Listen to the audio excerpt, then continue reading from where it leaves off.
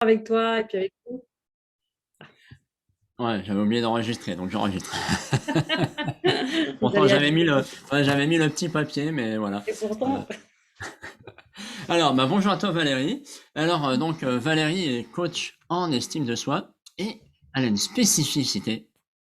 Elle est chercheuse de trésors. Alors, dis-nous-en un peu plus par rapport à ça pour commencer.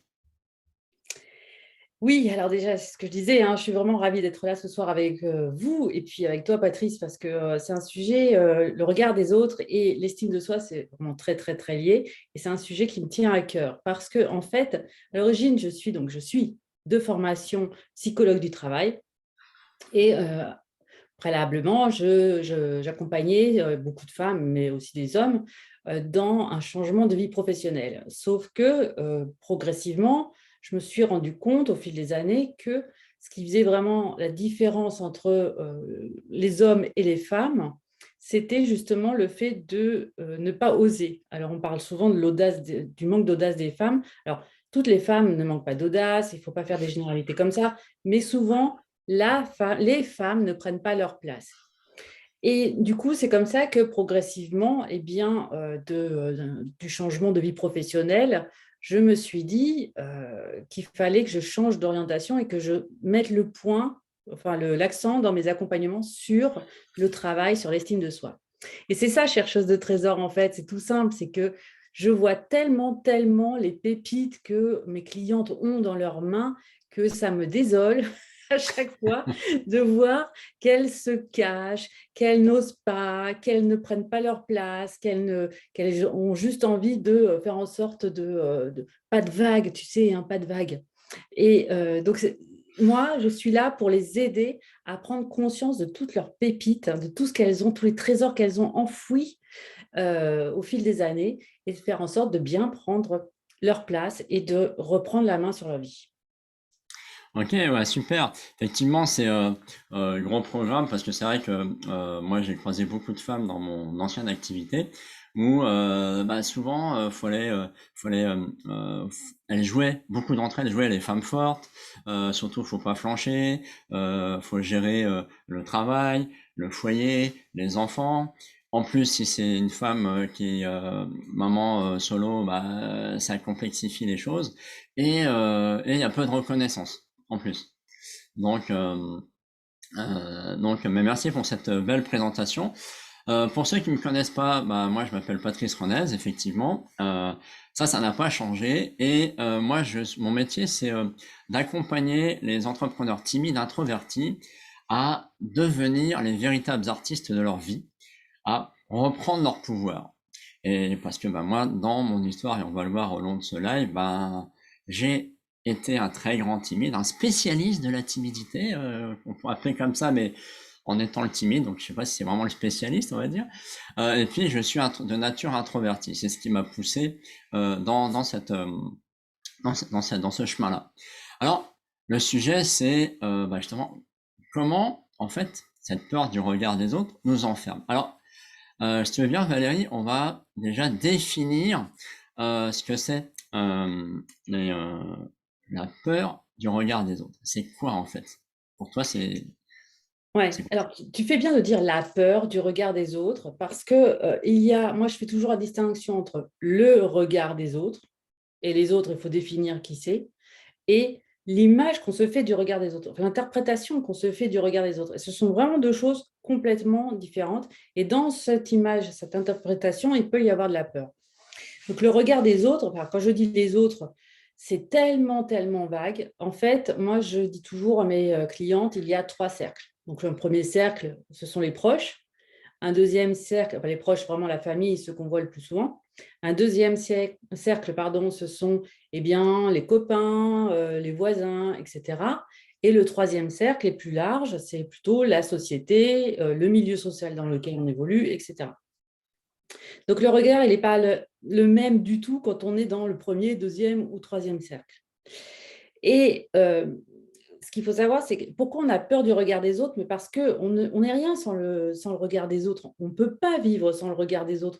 On n'est pas des ermites, on ne vit pas, on n'est pas en capacité de vivre toute seule ou toute seule sur une île déserte. On a bien vu, on connaît bien l'histoire de Robinson Crusoe, c'est compliqué. Tout à fait. Ouais, donc du coup, et puis imagine un peu un bébé. Un bébé tout seul, il peut pas ne pas, enfin, se construire sans le regard amoureux de sa maman, le regard attentionné de son papa, etc., de la famille. Et un bébé qui n'est pas entouré, eh bien, c'est un bébé qui risque de ne pas survivre. On voit bien aussi quand, alors là, je vais parler aussi encore de choses pas très drôles, mais des personnes qui sont gravement malades en fin de vie, eh bien, et puis on l'a vu aussi malheureusement dans certains EHPAD, que certaines personnes, vieilles personnes qui étaient coupées de leur famille parce qu'on était confinés, eh bien, se sont laissées mourir. Tout à fait, ouais. Donc, Mm. ouais. Donc, le regard des autres, il est vraiment fondateur dans la construction de l'individu, l'individualité. Mais en fait, il y a trois types de regard des autres. Il y a un regard des autres qui peut être extrêmement inhibant, qui empêche de faire des choses. Il y a un regard des autres qui peut être boostant, qui permet d'aller de l'avant, hein. Et puis, un regard des autres qui est complètement indifférent. Tout à fait. Le Mm. pire de tous, évidemment, c'est l'indifférent, parce que quand on fait comme si l'autre n'existait pas, eh ben, on nie son existence, forcément. Donc, c'est le plus difficile à travailler. Donc, on a souvent peur du regard des autres parce qu'on va chercher la validation, on va chercher la reconnaissance à travers le regard des autres. Quand on va prendre une décision, est-ce que cette décision, elle est importante? Ça va avoir des conséquences sur la manière dont on va se vêtir, par exemple, hein. On sait bien que les ados, par exemple, ils sont en tribu et ils doivent tous se ressembler en termes de vêtements. Ils ont les mêmes vêtements tous et ça ne les dérange pas parce que justement, ils sont dans une tribu et ils doivent répondre à des codes vestimentaires. Et c'est- Ouais, tu oui. les Et, gagnes. en fait, ça me rappelle en fait que ce fonctionnement-là, il est ancestral, il est même d'origine. Parce que si on monte à l'époque des cavernes, le cerveau reptilien, ben, il était là pour euh, nous permettre de nous adapter et d'être, je dirais, dans le primaire. Et justement, c'était le fait de, ben, si je suis pas accepté dans le groupe, bah, je meurs. Parce que si je rencontre une bête féroce et que je suis tout seul pour me défendre, il n'y a pas les autres. Et donc, il y avait ce regard toujours qui était là, où on cherchait le regard. C'est là aussi que sont nés, et je parle là principalement pour les hommes, plutôt la partie chasseur, où Mhm. bah, il fallait se montrer guerrier pour ramener la viande, pour ramener le steak, pour épater les jeunes femmes. Et ça, et ce qui est impressionnant, c'est que ça, c'est resté. Bon, c'est différent, mais on sent qu'il y a ce genre de choses qui jouent dans la partie du regard des autres avec l'ego.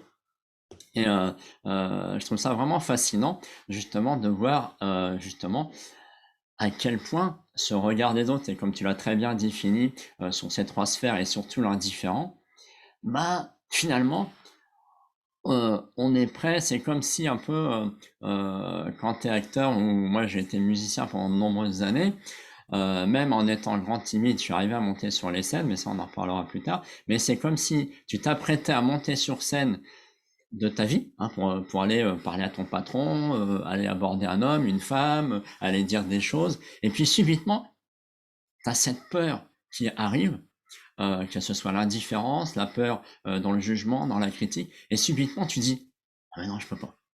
Oui, bah oui, parce que en fait, tu as peur de te ridiculiser et d'être humilié, d'avoir honte. Et donc, du coup, c'est une peur aussi d'être rejeté par le groupe social. C'est une peur de se retrouver isolé et pas aimé, du coup. Donc, c'est tout ça, hein. Donc, le regard des autres, c'est celui qui va nous aimer théoriquement. Le regard des autres est censé valider qui nous sommes. Euh, mais c'est ce qu'on verra tout à l'heure, c'est pas à 100%. Il faut laisser la place du regard des autres à sa place, quoi. C'est On va dire que il faut pas que le regard des autres commence à prendre une ampleur phénoménale. Et justement, moi, ça me faisait penser pendant que tu parlais que dans certains pays, dans certaines cultures, et on n'a pas ça en France, mais justement cette histoire d'humiliation quand on fait mal à quelque chose, on sait bien le harakiri chez les Japonais, par exemple. Il y a aussi des lynchages de femmes quand elles ne sont pas dans les codes, dans la norme sociale, etc. etc. On n'en est pas si loin que ça, finalement, en Europe aussi, hein. On a eu nos chasses aux sorcières et compagnie. Donc, on voit bien que euh, l'autre, il a un impact sur notre vie, quoi. Faut pas, c'est pour ça qu'on a peur du regard des autres, c'est parce que qu'est-ce que l'autre en face va me dire ou ouais, faire pour me rejeter ou m'accepter. C'est surtout ça. Et alors, pour revenir à aujourd'hui, moi j'ai beaucoup de clientes femmes en ce moment qui ont très peur du regard des autres, mais les autres, c'est la cellule familiale. Et en fait, c'est ça, elles ont peur d'être critiquées parce qu'elles pensent différemment, parce qu'elles vont dire stop, je suis fatiguée, parce qu'elles vont avoir envie de lancer des projets qui leur tiennent à cœur, etc. Elles ont la trouille. Moi, je vais le dire, hein, pendant très très longtemps, je ne disais pas à ma mère ce que je faisais parce que je savais qu'elle était très angoissée. Et donc, si jamais je lui disais j'ai le projet de, j'étais persuadée que le projet, il allait faire flop parce qu'elle allait me transmettre ses angoisses. Ah, c'est certain. Donc, en fait, ce que je faisais, c'est que, mais je l'ai fait bien tardivement, hein, j'avais pas 20 ans, hein. Je me suis rendu compte qu'il fallait que j'arrête de lui dire et je lui disais une fois le projet réalisé. Parce que ouais, sinon, bah, ça me coupait l'herbe sous le pied, quoi. Je ouais, pouvais parce que rien faire. tu rentres dans la sphère des peurs des autres, en fait, et C'est qui te ça, c'est renvoient. ça. Et moi, je vois par rapport à certains clients que j'ai eus, c'était aussi le fait de, bah, déjà, eux qui sont timides, sont d'autres programmes d'accompagnement que j'avais fait.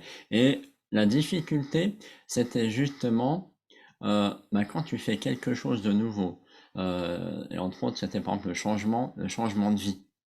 Donc, et des fois, tu en as qui sont passés, par exemple, de manager à monter une entreprise de nettoyage chez les particuliers avec des produits écologiques.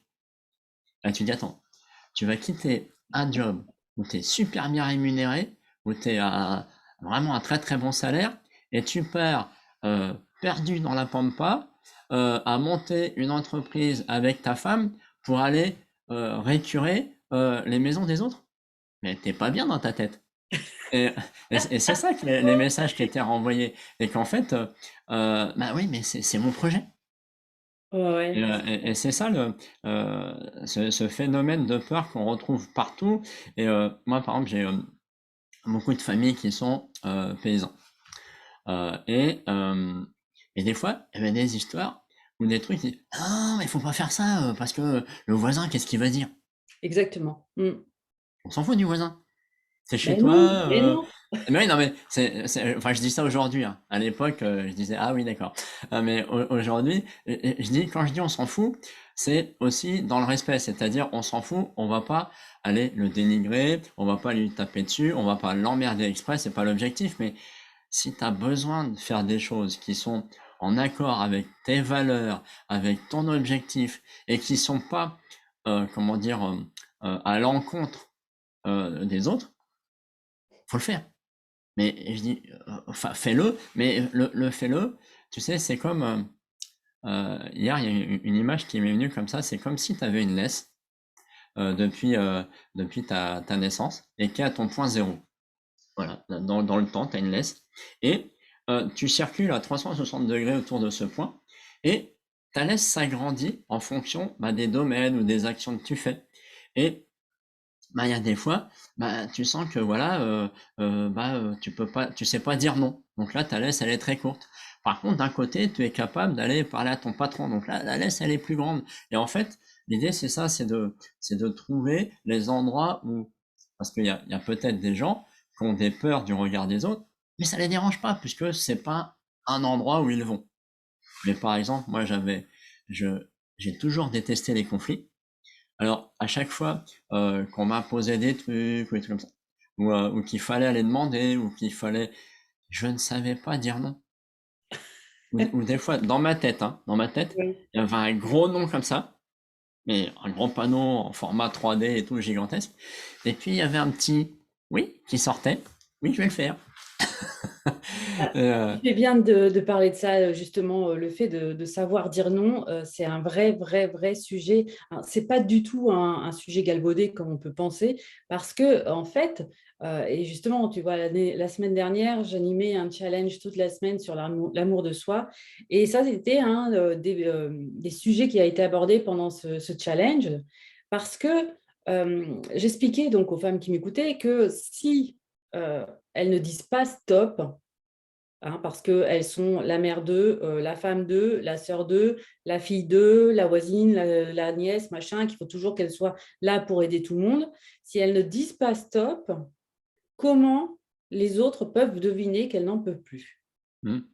Ouais. Personne n'est dans leur tête. Donc, du coup, alors moi, j'ai entendu dire aussi, oui, mais je ne, alors, notamment les mamans qui ont des enfants en bas âge et qui ne s'en sortent pas, et quand on leur demande est-ce que vous avez quelqu'un pour vous aider, etc. Elles n'osent pas demander de l'aide par peur qu'on dise d'elle, et on, c'est souvent la famille, qu'on dise d'elle, bah, tu n'es pas une bonne mère. Tu n'es Hmm. pas une bonne mère, tu n'y arrives pas, tu ne sais pas éduquer tes enfants correctement. Bah, je ne sais pas.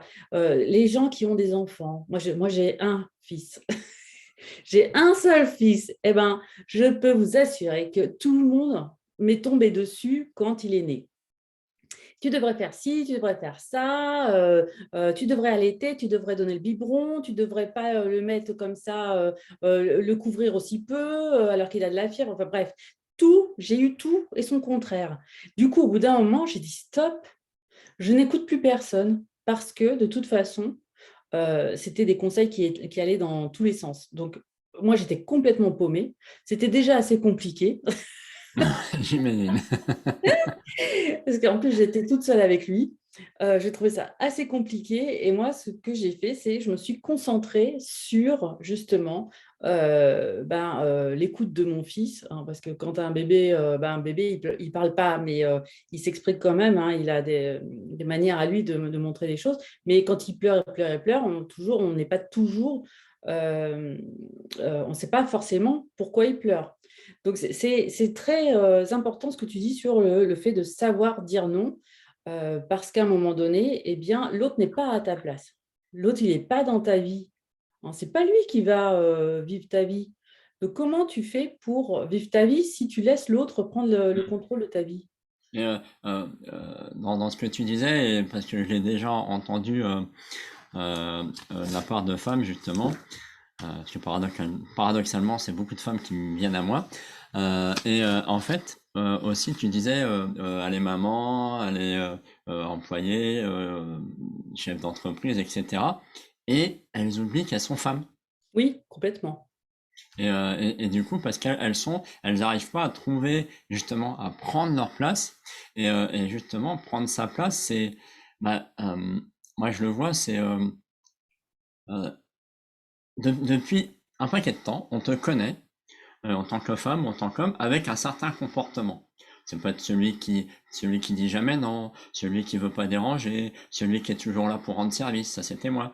Euh, celui qui est, voilà, et subitement, parce que moi, par exemple, tu m'appelais, moi j'adore la technique. J'ai réparé des télés, des radios, j'ai fait des études en électronique, en informatique, et donc, dès qu'il fallait réparer ou intervenir sur les ordinateurs, ah Patrice, puis moi, des fois, je voulais pas, puis je disais oui. Bon, bah ok, je suis là dans une heure. Et, euh, et le jour où tu commences à dire non, alors tu le dis pas comme ça, hein. T'as des petites astuces, c'était de dire bah non, je peux pas, c'est occupé, ou tu réponds pas au téléphone. Bon, à l'époque, il y avait pas le, on Le voyait pas le portable. nom, hein. Oui, C'était le truc à cadran qui bien tourne là. pratique. Voilà. Mais du coup, les gens ne comprennent pas. Ah bon, mais ça fait 2 fois que tu veux pas, tu veux plus m'aider? bah si, mais bon, allez, j'y vais. Mais du coup, tu finis par y aller. Et c'est vraiment la difficulté d'imposer, finalement, il s'agit vraiment de ça, je pense, d'imposer ton changement de comportement dans certains domaines. Parce que tu peux pas tout faire à la fois. Mais moi, je sais que, par exemple, pour apprendre à dire non, bah, ça a pris du temps parce que il a fallu que je dise non. Et c'est un patron que j'avais vu en interview et qui disait, lui c'était pareil, il avait une grosse entreprise et il disait jamais non. Donc il avait son rendez-vous, enfin son agenda rempli de rendez-vous, mais parfois il savait même pas ce que c'était, et des fois il perdait du temps et il s'est fait accompagner et son coach lui a dit, écoute, c'est simple, ton défi, si tu veux bien l'accepter, c'est tu dis non à tout. Hein? À tout. Il dit oui, oui, oui. Tu dis non pendant une semaine, tu dis non à tout. Et pourquoi? Parce qu'après, tu vas pouvoir dire oui à des choses qui sont bonnes pour toi. Parce qu'il recevait, comme il était chef d'entreprise, il recevait donc des gens pour le recrutement, pour la publicité, pour des projets, et des fois qui n'avaient rien à voir avec ce qu'il faisait, et dit, je prenais, parce que je n'osais pas dire non. Et le jour où il a commencé à dire oui, bah, il a vu que son agenda se remplissait avec des choses qui étaient vraiment à haute valeur ajoutée pour lui. Oui, oui. Et c'est pareil dans toutes les sphères de notre vie, en fait. Et le fait de ne pas dire non, c'est aussi de dire je suis essentiel à l'autre. Donc l'autre me demande quelque chose, me regarde, me demande quelque chose, je suis essentiel à l'autre, donc j'existe. Donc il y a ce côté un peu narcissique, hein. Et si je dis non à l'autre, du coup, le regard de l'autre, il va bouger, il va peut-être aller demander de l'aide ailleurs. Et donc, je ne vais plus exister à travers son regard. Donc, il y a ce côté-là. Mais ça ne veut pas dire qu'il faut dire ou tout non ou tout oui. À un moment Mm. donné, il faut. C'est ce qu'a fait le PDG dont tu parles, c'est établir des limites quand même, parce qu'à un moment donné, bah, c'est simple. Hein, si on tire trop sur la corde, bah, la corde, elle casse. Hein, c'est le burn-out. Donc, et quand on est en burn-out, je peux assurer, et le burn-out, c'est vraiment, vraiment un sujet important parce que tout le monde n'est pas en burn-out. Alors, il y a beaucoup de gens qui utilisent le terme de burn-out qui ne sont pas en burn-out. Quand on est en burn-out, on ne fait plus rien. On est assis sur sa chaise ou sur son canapé ou dans son lit.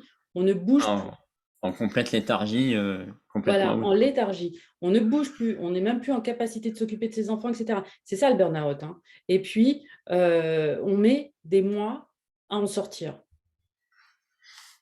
Donc, il faut faire attention à ça. Et quand on met des mois à en sortir, eh bien, pour le coup, on n'est plus du tout utile à qui que ce soit. Mm. D'où l'importance de savoir mettre des limites, C'est que ce ça, soit pour dire non ou autre chose. c'est Et, ça. c'est là que finalement, tout est lié. Là, encore une fois, à cette peur du regard des autres, et ça démontre encore une fois que bah, ça nous empêche vraiment, finalement, d'arriver à être vous-même. Et justement, une question pour vous qui nous regardez. Aujourd'hui, est-ce que vous êtes 100% vous-même dans tous les domaines de votre vie? Bon, je pense que le premier qui va me dire oui, c'est un gros menteur. Hein. Faut pas se la raconter quand même. Mais du coup, quel est le domaine de vie ou la situation qui vous pose le plus de problèmes aujourd'hui? Intéressant de savoir Ouais, mettre super les mots question. là-dessus, en fait. Ouais, ouais, c'est marrant cette histoire-là d'être soi-même. J'avais une copine quand j'avais 20 ans. Justement, on parlait du monde du travail et elle disait, mais le problème en entreprise, c'est qu'il faut toujours être en représentation. De toute façon, on est en représentation partout, elle disait. On est en représentation quand on est en soirée chez les copains, etc. On est en représentation dans l'entreprise, on est en représentation dans sa famille. Et moi, ça m'a vraiment, vraiment choquée parce qu'elle avait mon âge. Je me disais, mais cette pauvre fille, elle met tout le temps un masque. Va mettre le masque copine, le masque fille, le masque professionnel, etc. À chaque fois qu'elle change de lieu, mais ça doit être super compliqué à gérer dans sa tête. Hmm. Enfin, clairement. Hein. Ouais. Moi, je sais pas, tu appuies sur un bouton pour dire je suis Alors, là je, de 8 je heures dirais, à je 11 dirais heures. que c'est malgré tout un peu vrai. Mais pas dans le sens où elle te le présentait, cette amie-là. C'est plus dans le sens où, obligatoirement, on va prendre des extrêmes un peu pour montrer, quand tu passes de parent à chef d'entreprise, bah forcément, alors je vais pas parler de masque, mais plutôt de costume. D'accord? Dans le sens où bah, tu peux pas passer de celui qui boit une bière avec son pote bras dessous, avec tes amis, et faire la même chose quand tu es patron ou manager dans l'entreprise. Il y a, mais c'est pas un masque. C'est-à-dire, ça ne doit pas t'empêcher, si tu es quelqu'un de joyeux, de garder ton côté joyeux, peut-être le limiter. Parce qu'on peut pas faire le clown, on peut pas se rouler partout par terre, raconter des conneries, des blagues à Toto partout dans le boulot, ça se fait pas. Mais voilà, mais tu peux arriver, c'est pas parce que si par exemple tu sais dire non, quoique, mais logiquement, si tu sais dire non en famille, tu dois avoir l'élan de le faire en entreprise. C'est pas toujours vrai. Mais ce que je veux dire, c'est que là, tu as un masque. S'il y a ça, c'est-à-dire que là, tu as une peur, à ce moment-là. Et c'est celle-là qu'il faut gommer. Parce que si dans ta nature, euh, en famille, avec les gens que tu aimes bien, bah, tu sais dire non sans te justifier, tu es bien assis, tu es bien dans tes bottes en disant ça, bah, il y a peut-être une croyance peut-être sur l'environnement du travail qui t'empêche de dire non. Ou Il y a la l'inverse. Des peur fois, c'est de, l'inverse aussi. Donc, la peur d'être viré, d'être licencié. Il y a ouais, ça aussi, voilà. hein. Donc, ou d'être mis au placard, ou d'être harcelé parce qu'on ne fait pas exactement ce que le manager demande. Mais parfois, de mettre des limites, ça assainit les relations. Et ça permet d'avancer ensemble. Mm. Mais tout dépend de la manière dont on met les limites, évidemment. Il ne faut pas lui dire non, mais tu dégages avec ton dossier, moi, ça ne m'intéresse pas. Non, faut le faire de manière un peu plus polie en disant, voilà, ma charge de travail est de temps aujourd'hui, je peux prendre ton dossier en plus, mais ça ne sera pas avant telle date. Voilà, Oui, c'est tout. super, ça c'est vrai. Ça c'est le truc que j'avais appris parce que moi je prenais tout. À un moment donné, j'étais responsable informatique, donc j'avais les projets de la société à gérer, l'équipe, les demandes, enfin, et je recevais. Et puis moi je disais, Amen, vas-y, viens, allez. J'avais mon côté fait plaisir, ne pas savoir dire non, avoir peur de déranger, donc j'avais la complète. Et donc, et bah forcément, avec certains gros projets, à chaque fois que j'étais en comité de direction, alors on en est où dans le projet? Oh, bah, il va falloir décaler encore un peu. Et puis, chaque mois, c'était la même chose. Heureusement, à l'époque, j'ai eu la chance d'avoir un DG qui m'a vraiment aidé. Il m'a dit, Patrice, arrête de dire ça. Dis-moi, bah, dis-moi, c'est dans 3 mois, dans un an, dans 6 mois. Dis-moi pourquoi. Dis-moi si tu as besoin d'équipe, etc. Et lui, j'ai eu de la chance d'avoir un DG qui m'a aidé parce que c'est justement, on se noie dans tout ce truc-là et on s'y perd. Et le fait de dire justement ce que tu disais, Valérie, bah écoute, ton dossier, ouais, ok, je comprends, mais tu vois, là, j'ai tout ça. Bon, moi, je peux te le faire là. Après, s'il y a une urgence, bon, on s'arrange, on dit, ok, je peux gérer. Voilà. Mais, et moi, on m'a même dit après, ne dis jamais que tu peux le faire tout de suite, même si tu peux le faire tout de suite. Tu sais, c'est comme, euh, je me souviens des débuts d'activité, tu sais, t'attends un coup de fil. Et dès que le coup de fil arrive, hop, mais non. Si tu fais ça, tu vas donner l'impression que t'as rien à faire de ta journée que d'attendre un coup de fil. Donc, elle sonnait. Et c'est aussi le fait de prendre sa place. Le fait de, ben, moi, ça m'arrive de dire, ben, je suis en train de bosser, là, je suis dans ma partie, je bosse, je prends pas de coup de fil.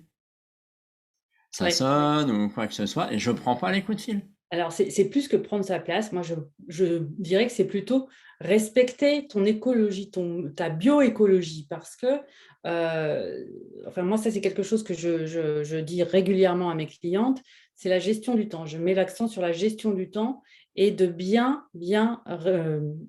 organiser son planning. Alors, il ne faut pas non plus que ça soit trop rigide parce qu'on ne s'en sort pas, mais en tout cas, de mettre de telle heure à telle heure, j'ai besoin de bosser sur quelque chose, eh bien, je bosse sur quelque chose de telle heure à telle heure.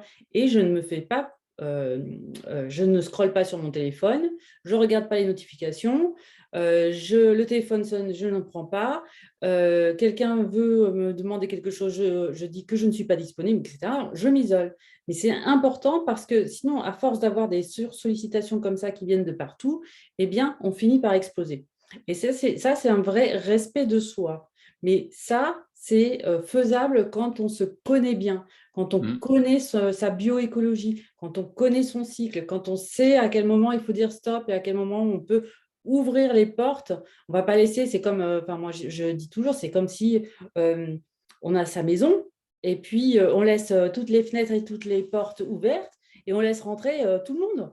Alors pourquoi pas? Mais à un moment donné, ça va être juste ingérable. Il va y avoir, tout le monde va mettre du bordel, ça, tout le monde va se Ah servir ouais, dans le c'est ça. frigo. Ça va être C'est ingérable pour les exactement habitants. ça. Voilà. Donc, et ben, c'est la même chose. Il faut garder cette image en tête. Et à un moment donné, enfin, le corps est notre maison ou notre véhicule, hein, selon les images. Mais il faut en prendre soin et faire en sorte de faire le ménage, hein. Mm, mm. Et je pense que là-dessous, en fait, de tout ce qu'on vient de dire depuis le début, il y a une chose dont tu es la spécialiste, c'est bah, finalement, avec tout ça, si on ne sait pas dire non, si on se laisse marcher dessus, si on laisse l'agenda être pollué par l'extérieur parce qu'on nous impose des choses, finalement, on parlait de respect de soi, mais finalement, comment on s'aime? Et, Ah! comment, en fait, c'est justement, c'est quelle estime on a de nous au travers de ça. Exactement, exactement. C'est ça. C'est-à-dire que, en fait, tout dépend du niveau d'estime qu'on a en soi. Si on se laisse déborder par les autres, si on laisse les autres contrôler notre vie, si, on n'arrive pas à mener les projets qui nous tiennent vraiment à cœur, si on a l'impression de passer à côté de sa vie, c'est bien parce que, justement, le niveau d'estime de soi est assez bas. Alors, l'estime de soi, c'est quoi? C'est quelle valeur je me donne. C'est la différence entre la façon, enfin, qui je suis et mon idéal. Donc, quelle est ma valeur? Est-ce que qui je suis correspond à mon idéal? Si l'idéal est trop élevé et que l'image que j'ai de moi, elle est trop basse, eh ben, il va y avoir un gros écart. Et du coup, ça va être très compliqué. Et dans l'estime de soi, alors moi, ça, c'est ma théorie, enfin, que je partage avec d'autres philosophes et psychologues, c'est-à-dire que dans l'estime de soi, il y a trois niveaux. Il y a l'amour de soi, à la base, Mhm. l'image de soi et la confiance en soi. Et c'est vraiment important, cette histoire d'amour de soi, parce que pour moi, c'est vraiment à la base de tout. C'est-à-dire qu'à partir du moment où je m'aime, et pas de manière archi-narcissique, hein, on n'est pas dans l'hyper-narcissisme, c'est-à-dire que je ne dis pas juste moi d'abord et puis les autres, ils peuvent aller se faire cuire un œuf, c'est pas ça. C'est moi d'abord pour pouvoir aider, apporter mon aide aux autres, pouvoir enfin déjà être sûr que moi, je vais bien, j'ai Mhm. suffisamment d'énergie, je me respecte suffisamment et après, je peux donner un maximum de choses. C'est ça l'amour de soi, c'est je m'aime de manière inconditionnelle, hein, inconditionnelle, c'est-à-dire que je m'aime et pas si seulement si j'ai perdu 15 kilos. Je m'aime et pas seulement si j'ai des plaquettes de chocolat sur le ventre parce que je suis allée faire 6 mois d'abdos, etc., etc. Non, je m'aime même avec mes rides, même avec mes bourrelets, même avec le nez un peu de travers, même avec plein de choses, même avec mes pieds plats, etc. Peu importe, je m'aime de manière inconditionnelle et c'est tant mieux parce que si on ne s'aime pas suffisamment, eh bien, on ne peut pas attendre des autres qui nous aiment plus qu'on ne s'aime, hein. Voilà, et tout à fait. Et ça me fait penser à des exercices à très durs que j'avais fait il y a pas mal de temps. Euh, et que je vois, on a fait avec des clients, c'est est-ce que, et je vous pose la question en fait, à vous qui regardez, est-ce que aujourd'hui, vous êtes capable de vous regarder dans la glace? Alors, je vais pas dire tout nu, d'accord? On va dire habillé. Non, parce que tout nu, c'est plus difficile. C'est plus difficile, oui. Mais de vous regarder habillé et vous dire, waouh, je m'aime. Mais tel que vous êtes, avec ce que vous pouvez appeler vos défauts ou vos beautés, on va dire. Est-ce que vous êtes capable? Et je vais même me poser aujourd'hui, sur une échelle de 0 à 10, à combien vous vous aimez justement. Mais vraiment, dans toutes ces sphères, que ce soit le physique, que ce soit tout ce qu'il y a autour, c'est l'image que vous voyez, mais pas que le physique en fait, parce que c'est tout, c'est aussi l'amour de soi, c'est aimer sa vie, on va vraiment plus loin dans la sphère, et c'est vrai que c'est quelque chose vraiment de très important parce que je sais que moi, à un moment donné, voilà, j'étais un peu avant l'adolescence, je me considérais vraiment comme un gros nul, comme je dirais pas incapable, mais plutôt presque inférieur. Enfin, donc ça allait assez loin, et de vraiment parce que bah, moi j'ai eu des opérations, j'ai eu bec de lièvre, je parlais beaucoup par le nez, etc. Et ça m'a fait vivre beaucoup de moqueries. Et du coup, bah, moi j'ai absorbé ces moqueries et je les ai pris pour une vérité. C'est ça. Donc après, bah, si les autres me disent ça, c'est que c'est vrai. Ah bah donc je suis un gros nul. Donc je suis moche, donc je suis con, donc je devrais pas être sur cette terre et blabla et blabla. Et on peut partir sur écrire un roman. De toute façon, sachez que vous êtes tous capables de faire ça, un roman de tout le côté négatif imaginaire que vous vous trouvez. Donc ça, c'est vraiment important. Donc là, on était sur l'estime de soi. Oui, oui, mais L'amour de soi, pardon. c'est important parce que ce que tu viens de dire, parce que en fait, tout commence à l'enfance, en fait. Alors, rassurez-vous, c'est pas parce que vous n'avez pas eu tout l'amour de vos parents, toute l'estime de vos copains, etc., que tout est perdu. Non, au contraire, ça se travaille. On peut restaurer cette estime de soi, on peut restaurer cet amour de soi avec, notamment en se faisant accompagner par des thérapeutes. Mais beaucoup, beaucoup de choses sont à l'enfance. Effectivement, quand on est moqué. Alors moi, j'ai pas eu les mêmes soucis que toi, mais j'étais très, très rondelette. Et j'avais un frère qui me disait tout le temps que j'étais moche, grosse et pas intelligente. Donc, à force d'entendre ça pendant des années et des années, j'ai fini par penser que j'étais moche, grosse et pas intelligente. Et comme j'avais pas des parents qui disaient non, c'est pas vrai, et que dans mes relations avec mes copains de l'époque, j'avais effectivement pas l'impression comme je me voyais moche, grosse et pas intelligente, eh bien je renvoyais cette image-là et eux, ils me renvoyaient cette image-là. Donc ça fait après un cercle extrêmement euh, vicieux qui ne s'arrête pas et au contraire, ça vient constamment détruire de plus en plus l'estime qu'on peut avoir de soi, ça vient la détériorer et l'amour de soi, eh bien, il commence à partir en lambeaux, quoi. C'est vraiment, c'est ça que j'appelle, moi, donc c'est des croyances qu'on Oui, se crée. Et les croyances, justement, se créent, c'est RE, par conviction, répétition et dans l'émotion. Donc que ce soit vous qui les prenez ou les autres qui vous les disent, et du coup, émotionnellement, vous les prenez. Et donc, du coup, bah, ça rentre comme un marteau, puis ça, comme le clou, bah, il s'enfonce jusqu'à être vraiment dans le bois, dans votre corps, et du coup, bah, après, faut sortir, quoi. Et oui, sortir la oui. tête de l'eau, ça peut être compliqué. C'est pour ça que moi, je dis toujours, faites attention, si vous avez des enfants, faites attention à la manière dont vous vous adressez à eux et répétez-leur régulièrement que vous les aimez. Faites-leur régulièrement des câlins, c'est important et ça les aide à se construire en tant qu'adultes après. Et quand on a eu des parents, ou, ça peut être une mère, un père qui vous a répété sans vouloir forcément vous enfoncer, mais qu'est-ce que tu es nulle, ma pauvre fille. Enfin, il y a des parents, ils sortent ça comme ça. Mais t'es idiote ou quoi? Mais pourquoi t'as mis telle chose tel vêtement dans la machine à laver avec tel autre vêtement? Enfin, voilà, dans des Mm. situations extrêmement anodines de la vie quotidienne, eh bien, on peut sortir des réflexions comme ça. Et ça s'appelle les petites Ouais. phrases assassines qui ne sont pas faites forcément pour dénigrer, mais qui sortent là parce qu'on est un peu agacé et certainement fatigué aussi. En fait, ça me fait penser, même à titre anodin, comme tu le disais, euh, bah, moi, malgré tout, j'étais timide, mais j'étais quelqu'un qui déconnait beaucoup. Du coup, c'était mon moyen de défense, j'étais beaucoup dans l'humour. Et j'utilisais beaucoup d'expressions. Et des fois, quand quelqu'un faisait l'andou ou disait des conneries, pardonnez-moi l'expression, mais je disais, ah, mais t'es trop con. En fait, j'ai arrêté parce que ça, du coup, c'est aussi des petits messages qu'on envoie à la personne. Ah bon, je suis con? Ah bon, mais je vais me taire. Et, euh, et en Ah, fait, c'est tous ces petits mots, et ça me fait penser à un bouquin pour moi qui est devenu vraiment une référence, c'est les 4 accords Toltec, enfin maintenant les 5, où oui, justement, le premier des accords, c'est ayez une parole impeccable. Et c'est oui. justement de faire attention aux mots que vous utilisez, mais que ce soit avec tout le monde. Parce que Le moindre mot, ah, t'es trop bête, t'es trop nul, ah, mais t'es nul, pourquoi t'as fait ça? C'est euh, c'est rabaissant.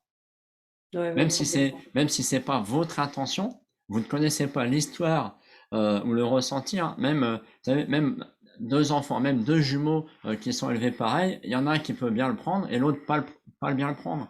Donc, et c'est vrai que c'est compliqué parce on est dans une société où on je voudrais pas dire qu'on rabaisse machinalement, mais il y a un peu de ça, quoi. On est tout de suite dans une comparaison. Et donc, si tu fais pas ce qui est la dite norme de ce qu'il Non. faudrait faire, que ce soit, par exemple, si tu es dans une famille où bah, la machine, faut préparer les vêtements blancs, les vêtements machin, les trucs, et que tu fais pas, tu mélanges, on va dire, mais t'es con, t'as vu, regarde, c'est ça. Ah, bon, d'accord. Et puis, si à chaque fois tu fais l'erreur parce que toi, c'est pas important pour toi, bon, on va te répéter ça, et puis finalement, tu vas prendre ça pour argent comptant, et tu vas te créer avec répétition et émotion cette croyance qui va te Mhm. gêner jusqu'à ta mort si tu n'en prends pas soin. Moi aussi, cet accord Toltec, que ta parole soit impeccable, c'est mon accord Toltec privé, enfin, que j'aime le plus. Et puis surtout, moi, en tant que psychologue, c'est important aussi que je fasse attention aux mots que j'utilise. Et je fais attention aux mots qu'utilisent mes patientes. Euh, mais c'est aussi et avant tout que ta parole soit impeccable envers toi, envers Mm. moi, enfin, que ma parole soit impeccable envers moi. C'est-à-dire que quand je fais un truc, je me suis plantée dans une recette ou n'importe quoi, j'arrête de dire mais qu'est-ce que je suis stupide, j'ai mal lu le truc, ou quand j'ai pas réussi à euh, faire quelque chose, arrêter de se dire mais je suis nulle, c'est pas possible. Donc ça, c'est vraiment important, c'est la première des choses à faire avant toute chose, c'est de faire attention aux mots qu'on utilise pour soi, pour soi. Mm. C'est-à-dire quand on se décrit. Alors moi, j'ai systématiquement ce truc-là chez mes clientes, c'est que quand je leur demande des qualités, donnez-moi des qualités qui vous caractérisent, Là, ça il n'y a botte plus en touche. personne. Mm. Il n'y a plus personne. Elles me Alors, par sortent contre, des si tu dis les compétences. défauts, là, il y a une Voilà. liste. Alors là, par contre, les défauts, il y en a un paquet. Elles me sortent des compétences. Je dis, mais non, mais c'est pas ça une qualité. Mais c'est quoi une qualité? Voilà, c'est systématique à chaque fois. C'est aimable, agréable, déterminé, enthousiaste, énergique. Enfin, je sais pas moi, inspirante. C'est tout ça les qualités. C'est pas je sais faire du tableur Excel ou je sais gérer un projet, etc. C'est pas ça une qualité. Ça, c'est une Ah, compétence. c'est une Donc compétence, tout à fait, ouais. ça définit vraiment l'individu. Et là, elle bug. Mais c'est du 100%, hein, Patrice. Mm. C'est du 100%. Ou alors, ce qu'elles font aussi, c'est elles vont sur Internet chercher des listes à Prévert, des pages et des pages de qualité. Et puis là, elles stabilent au boss. Elles m'en sortent 50, mais ça n'a aucun sens non plus. Ouais. Mais des fois, c'est vrai que des fois, c'est un exercice très compliqué, ça, parce que quand on n'a pas l'habitude de se regarder du bon côté de la pièce, bah, c'est compliqué. Ah bon, je suis quelqu'un de sympa, je suis quelqu'un d'aimable, je suis quelqu'un qui est dans la joie. Ah bon, je suis ici. Ah bon. Et c'est vrai que des fois, c'est euh, bon, bon exercice, mais qui est pas facile, c'est d'aller demander. Alors, ça, c'est vrai. Parce que tu sais, moi, à chaque fois que j'ai des clientes, je leur demande d'aller demander le regard des autres. C'est marrant, hein? Mm. Ça s'appelle vraiment ça, le regard des autres. Parce que, en fait, c'est ce que je disais en introduction, il y a trois types de regards. Et il peut y avoir un regard extrêmement inhibant qui nous empêche de faire des choses parce que ma mère pense que je suis pas douée dans tel truc, donc je vais pas aller dans tel truc. Parce que mon père pense que je dois faire des études d'ingénieur, donc je vais faire des études d'ingénieur parce que je sais rien faire d'autre, etc., etc. Donc il y a le côté inhibant et il y a aussi le regard de l'autre qui est boostant. Et effectivement, et c'est bien pour ça que je te disais aussi en préambule, c'est qu'il y a le regard des autres et ce que moi je crois du regard des autres. Ce sont deux choses complètement différentes. Et pourquoi je fais faire cet exercice aussi, c'est parce que je sais, dans 99% des cas, que le regard qui va être mis dans donc les clientes que j'accompagne doivent envoyer à 10 à 12 personnes un questionnaire avec 3 questions sur leurs compétences, etc. Et c'est systématique. Les retours sont beaucoup plus positifs que ce que la personne imaginait. Tout à fait, Et ouais. ça leur fait un bien fou de lire qu'en fait, elles se plantent. Elles se plantent à croire que le regard des autres, il n'est pas aussi bon qu'elles pensaient. Ouais, c'est ce que nous partage, bonjour à toi Sylvia, qui nous dit justement en commentaire qu'on sait donner des qualités aux autres, mais pas forcément à nous. Difficile de se décrire parfois, ou alors faut demander à l'entourage, et c'est ce qu'on partageait jusqu'à l'instant. Effectivement, c'est un bon exercice, et c'est vrai qu'après, quand on sait faire la part des choses, et de dire, ouais, mais ce regard-là, je m'en fous, où ce regard-là, bon, il m'intéresse. Et moi, il y a un exercice que je fais maintenant depuis 5 ans, 4 ans. Je fais du théâtre d'impro. Donc, donc moi, le théâtre d'impro m'aide dans cette démarche-là, c'est la continuité. Ça m'aide aussi dans l'expression des émotions. Et c'est vraiment le fait de dire, je suis ce que je suis qui je suis. Et en gros, je vais le dire crûment, me faites pas chier. Je suis comme ça. Non, mais en gros, c'est ça, c'est je suis comme ça. J'aime le vert, j'aime le rouge, j'aime le whisky, j'aime pas la bière, je sais pas, je dis n'importe quoi. Et c'est moi. Viens pas me dire, tu devrais pas faire ci, tu devrais pas faire ci. Fais-le pour toi. Moi, je m'arrange avec mes problèmes. Si c'est des problèmes qui t'envahissent, bon, évidemment, il faut en discuter, mais c'est vraiment cette capacité justement, on revient à poser des limites, à savoir dire non, à savoir dire oui, à savoir. euh, et c'est vrai que c'est pas évident quand tu es dans une famille qui n'est Mm. que dans la critique. Parce que bah, c'est plus compliqué, ça rejoint d'autres conversations à ce sujet-là, mais voilà. Mais le tout, c'est vraiment d'arriver à faire la part des choses. Et au départ, le paradoxe, c'est qu'au départ, des fois, on a beau dire, ouais, mais si, par exemple, si je prends mes parents ou frangins, enfin, mais si mon fils, mais si mon frère, ouais, mais si, tu sais, t'es super là-dedans, et puis toi, tu dis, toi, t'écoutes. Mais t'entends plutôt la remarque qui dit ouais mais là-dedans franchement t'es trop nul, t'es naze. Ah bon je suis naze. Et toi tu retiens que ça. Alors qu'en fait à côté on t'a dit des super compliments, mais tu les as tu les as même plus mémorisés, tu les as oubliés. Ouais, Parce que ouais. parce qu'on est câblé comme ça. Mais parce que c'est un problème d'estime de soi, c'est Oui, exactement ce dont on parlait tout à l'heure. Effectivement, moi j'ai eu une période où, enfin, même ma mère à un moment donné, elle m'a dit, je lui dis, mais pourquoi tu ne me fais jamais de compliments? Elle m'a répondu, mais parce que tu n'aimes pas les compliments. Et en fait, c'est vrai que ça m'a fait réfléchir et je me suis rendu compte qu'effectivement, je ne croyais jamais quand on me faisait un compliment. Parce que j'avais une estime de moi qui était vraiment pas très, très, très haute. Et ça me fait penser aussi que ce que tu dis là, à partir du moment où notre liberté n'empiète pas sur la liberté de l'autre, qu'est-ce que ça peut faire effectivement que tu aimes le rouge et pas le vert, que tu as envie de que tu as envie d'avoir des cheveux bleus ou rouges, etc. Rien, ça n'apporte rien. À partir du moment où ça n'empêche pas l'autre de vivre comme il a envie de vivre. Mais par contre, dans une famille, alors, quand c'est ton voisin, un copain, etc., c'est plus facile. Mais quand c'est une famille et qu'on a envie de plaire, de faire plaisir à sa famille, on a été élevé par des parents qui n'arrêtent pas de nous regarder et qu'on a envie d'être à la hauteur de leurs attentes, et souvent on se plante sur leurs attentes, on croit qu'ils nous attendent des choses et puis c'est pas vrai. Bon, après, ça existe aussi des parents qui ont des attentes comme ça, hein. mm, Eh bien, c'est très compliqué. Et moi, je me souviens que j'avais, comme on disait souvent de moi dans ma famille, que j'étais vilain petit canard. Alors, moi, je préfère dire OVNI, pourquoi? Parce que je disais clairement ce que je pensais en réunion de famille. Quand j'étais pas d'accord, je disais. Je m'habillais comme j'avais envie de m'habiller.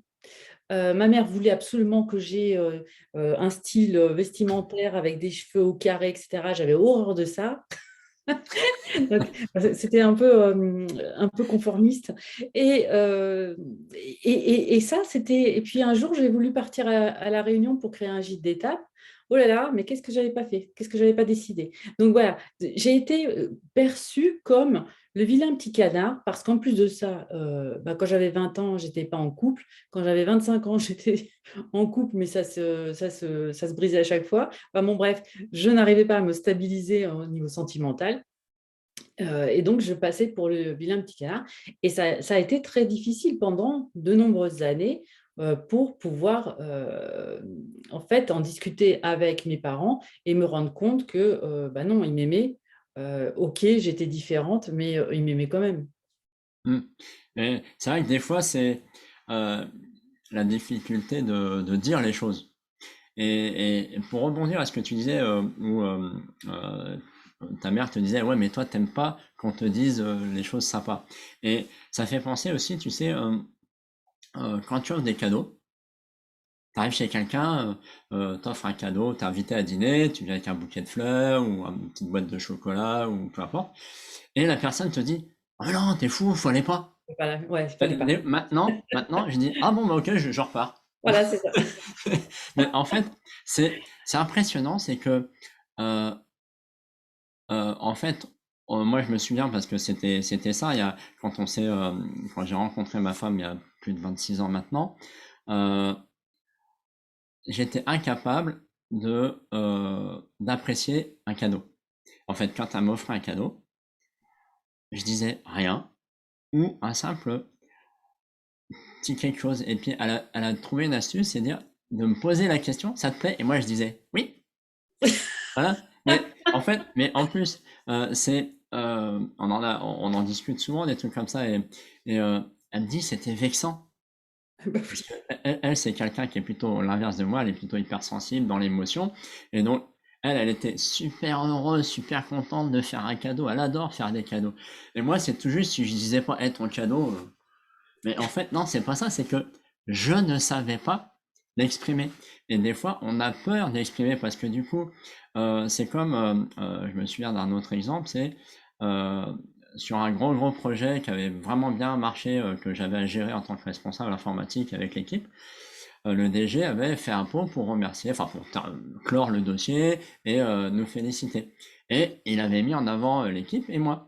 Mais moi, j'avais qu'une envie, c'est quand j'ai vu venir le truc, c'était de dire, mais moi j'ai rendez-vous aux toilettes, moi.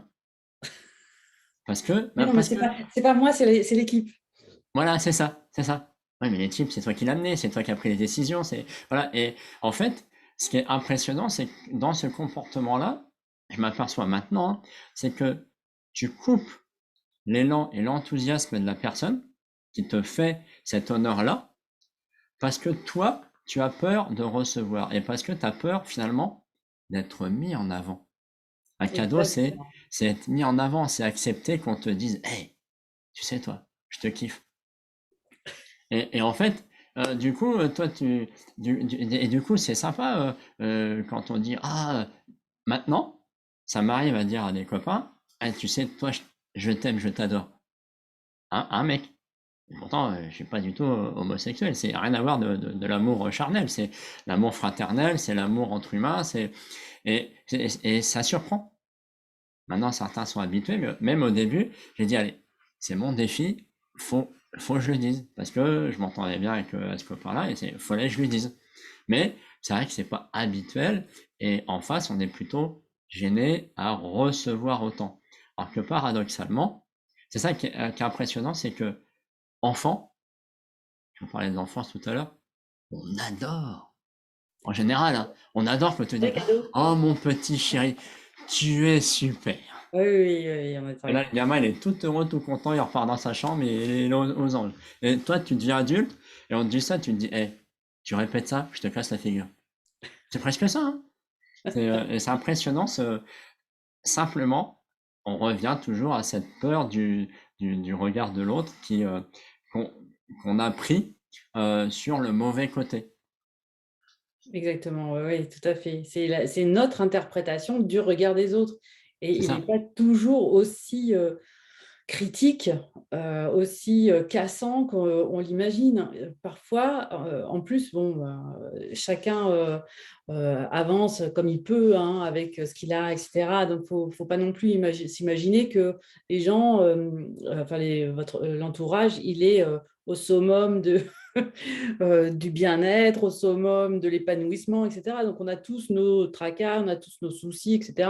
Parfois, on nous dit quelque chose, mais on n'entend rien, et on va répondre autre chose complètement à côté de la plaque, ou pas suffisamment enthousiaste pour la personne qui nous parle de quelque chose. Donc, c'est très compliqué tout ça. Et faut, surtout, il y a un deuxième accord Toltec, hein, qui est important aussi, c'est euh, ne prends pas les choses personnellement. Ne fais pas dans une affaire personnelle, tout Voilà, à n'en fait. fais pas une affaire C'est, personnelle. c'est presque le plus dur, celui-là. Parce que Oui, bien sûr. c'est de dire de prendre, euh, je rebondis juste là-dessus, je te rends la parole après, c'est que ce DG là, j'ai parlé tout au début, qui était super, mais par contre, il avait ce côté, tu sais, j'ai perdu le nom, il pouvait arriver le matin, euh, ne pas te dire bonjour, te faire la gueule, te critiquer sur un truc, et l'après-midi, oh super Patrice, comment ça va et tout. Moi je fais quoi avec ça? Lunatique. Ouais, lunatique, voilà. Et c'est impressionnant, c'est que du coup, euh, moi je m'aperçois maintenant que qu'une personne te dise des bonnes choses. Oui, merci Marine aussi, c'est lunatique comme l'a dit Valérie. Tu t'aperçois que ce que te dit la personne est uniquement lié à l'émotion dans laquelle elle est. Oui, Et ça, exactement. c'est important. Enfin, quand j'ai compris ça, je me suis dit, waouh. Et même moi, il y a des fois, euh, pour une même chose, je vais dire quelque chose de sympa. Je dis pas que maintenant je dis pas une chose sympa, mais je dis rien. Mais simplement, je suis préoccupé parce que des fois, tu sais pas, la personne, elle peut avoir eu un accident, elle peut s'engueuler avec son conjoint, donc elle arrive au boulot, elle est énervée, par exemple, et le soir, elle revient, elle a signé un contrat, donc elle est super, super enjouée. Et elle va te dire, pour la même situation donnée, une phrase, enfin, elle va te transmettre son émotion. Donc, si elle est super enthousiaste, elle va te transmettre de l'enthousiasme. Et ne pas en faire une affaire personnelle, c'est là la difficulté de mettre un filtre et de dire, qu'est-ce que je prends, moi? Qu'est-ce que j'ai besoin? Le problème, c'est que souvent, on laisse les têtes ouvertes, comme tu disais tout à l'heure, à tout ce qui est pas bon, et on filtre un peu ce qui est bon. Alors Oui. qu'en fait, on devrait de la même façon filtrer parce que des fois, on peut te donner un enthousiasme et une passion d'enfer pour un tout petit truc. Mais parce que c'est la personne qui te le dit, qui vit un état émotionnel de super enthousiasme, d'émotion, et donc il te transmet ça dans ce qu'il dit. Et c'est là que la relation à l'autre est compliquée, parce que du coup, qu'est-ce que je fais de tout ça, quoi? Oui, et alors c'est très très important ce que tu dis parce que en fait tu parles surtout de la communication orale et ce qu'il ne faut pas oublier c'est que dans une communication les mots ne représentent que 7%. Donc il y a tout le Mhm. reste, les émotions, les soupirs, l'intonation, le débit de la parole, etc. Tout ça, ça a une importance à hauteur de 93%. Donc quand on passe à l'écrit, et c'est pour ça que je n'arrête pas de dire à mes clientes, mais quand elles sont en conflit, par exemple, avec des membres de leur famille, mais stop, et surtout pas de SMS, surtout pas de mail, etc. Parce que alors là, pour le coup, pour être sûr que le message ne passe pas bien et que ça parte en vrille, il n'y a pas mieux. Donc, c'est important de prendre son téléphone, d'aller voir les gens et de parler parce qu'il y a des choses qui vont être transmises qui sont imperceptibles et ça sera beaucoup plus facile de faire baisser un conflit qui est en train de monter que par mail, SMS et compagnie, quoi. On ne peut pas, on n'est pas, ce que je dis souvent, on n'est pas Victor Hugo ou Shakespeare, hein. On ne Mm. sait pas forcément écrire et faire Ouais. ressentir tout dans nos écrits, donc encore moins avec des émoticônes. Donc, non, mais- Mais c'est vrai que ça, moi, je me souviens, c'était vraiment la grosse guerre dans le monde du travail. Et moi, j'ai déjà eu des situations sur un projet, donc il y avait plusieurs bureaux, et tu sais, souvent dans l'entreprise, tu fais souvent des copies A pour informer tout le monde.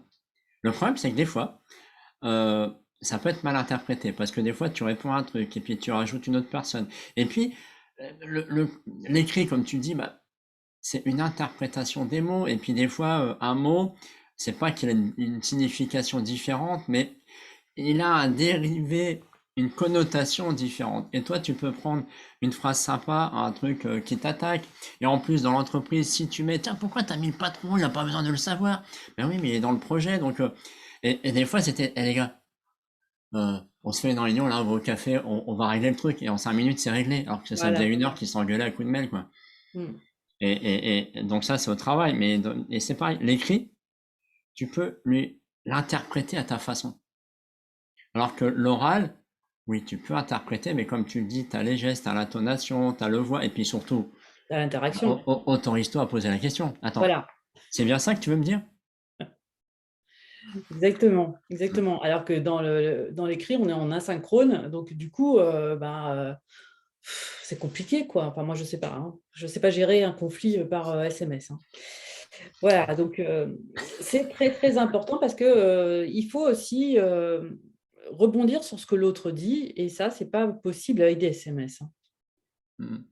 Alors, pour revenir à l'estime de soi, parce que tout à l'heure, tu disais que pour toi, l'estime de soi, oui, c'est ça, c'est sous 3 Oui, estimes. Donc, tu avais donc l'image de soi. Tu il peux y nous a rappeler les l'amour de deux autres? soi, l'image de soi et la confiance en soi. D'accord. Et Alors, et l'amour, donc, c'est à la base de tout. voilà. Donc, Et donc, qu'est-ce que tu englobes, toi, dans l'image de soi? l'image, eh bien, c'est la façon dont je me vois, et pas que physiquement, c'est ce que tu disais tout à l'heure, quelles sont mes qualités, quels sont mes talents, etc. Et est-ce que cette image correspond à mon idéal aussi? C'est toujours pareil.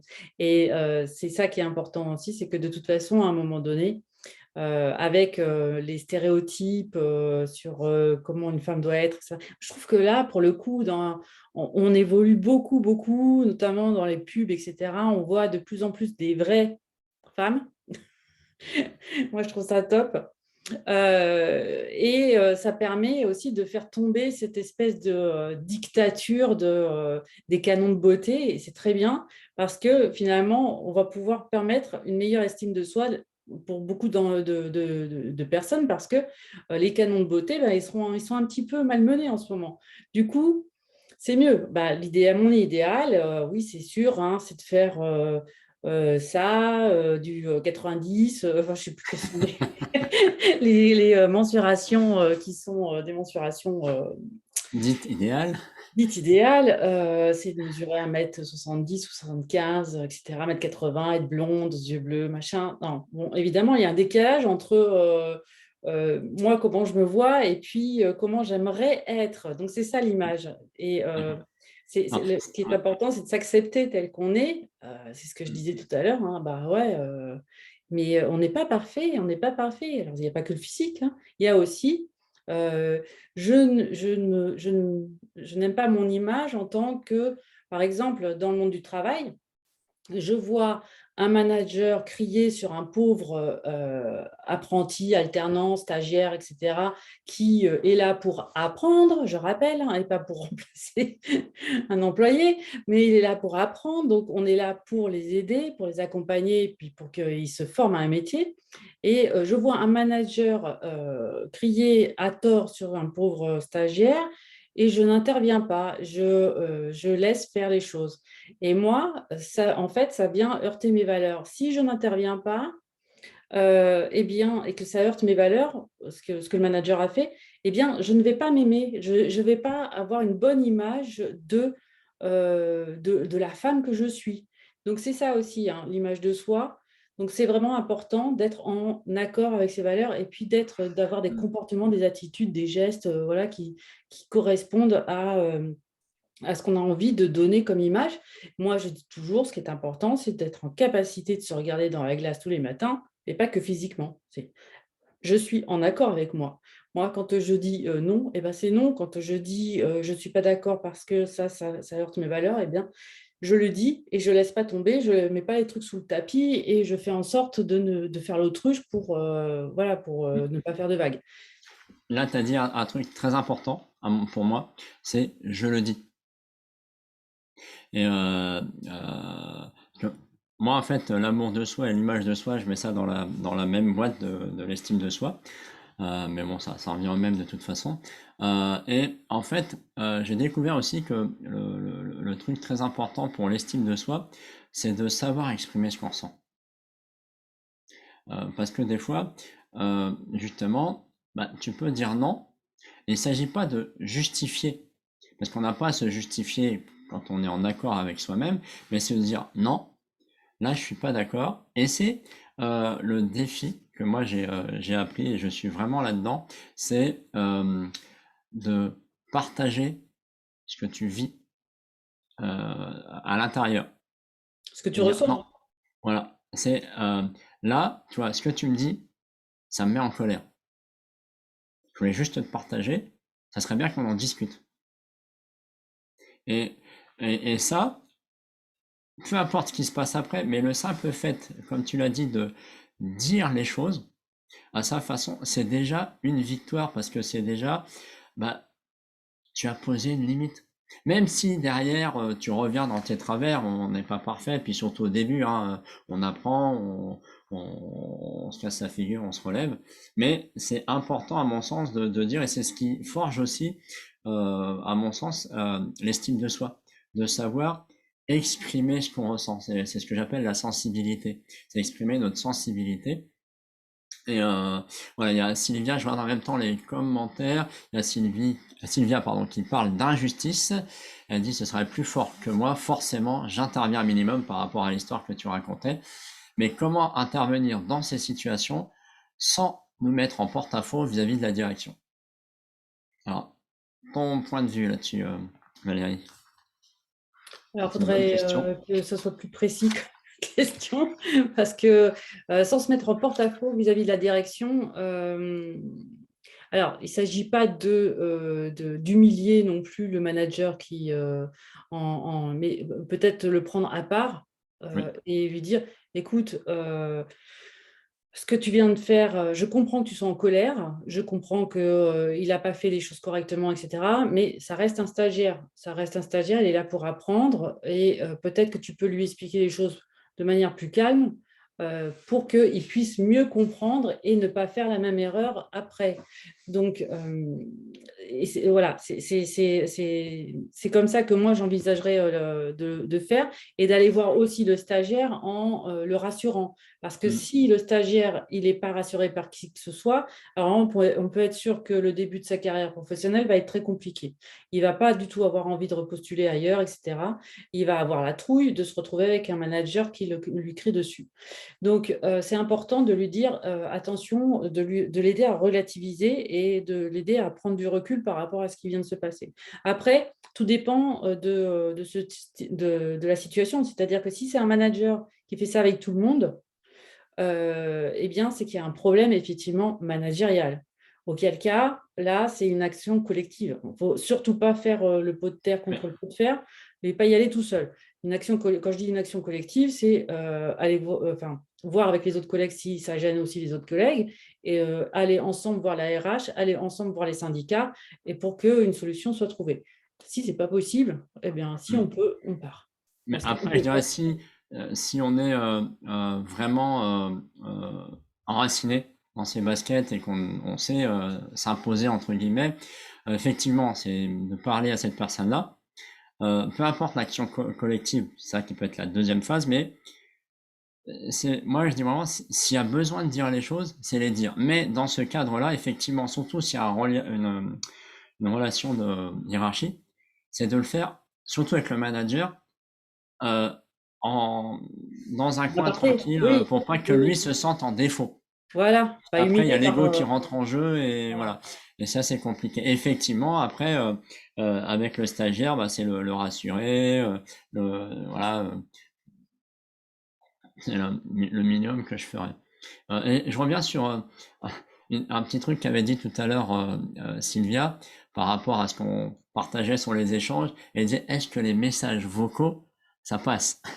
Alors, mon avis là-dessus, Oui, euh, vas-y, donne-le. moi Moi, je ne supporte pas les euh, messages vocaux. je dirais non.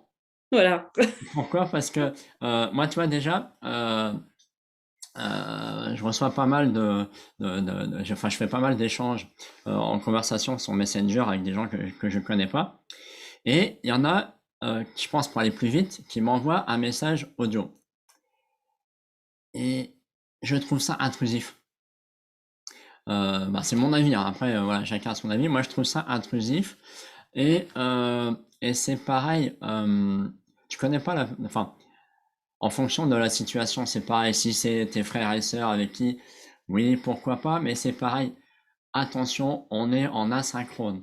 Donc, si subitement tu reçois un message, ça te déclenche une colère ou une tristesse ou peu importe, ça te déclenche une émotion, toi tu vas répondre à l'oral dans cette émotion-là. Donc en plus, tu vas lui envoyer du texte, tu vas lui envoyer toute ta noirceur du moment si c'est de la noirceur, et du coup ça va pas forcément arranger les choses.